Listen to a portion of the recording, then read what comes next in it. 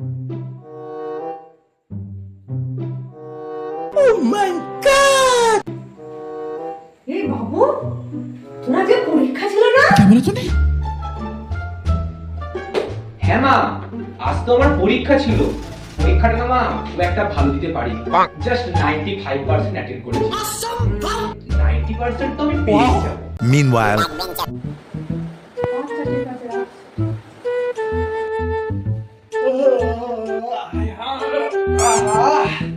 দাদাজি, এই একটা ছেলে কাজকর্ম তো কিছুই করে না, পড়াশোনা তো নেই। अच्छा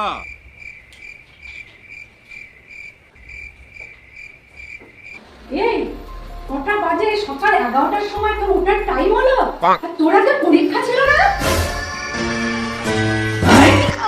পরীক্ষা ছিল আজকে আমার? আমি তো ভুলে গেছি।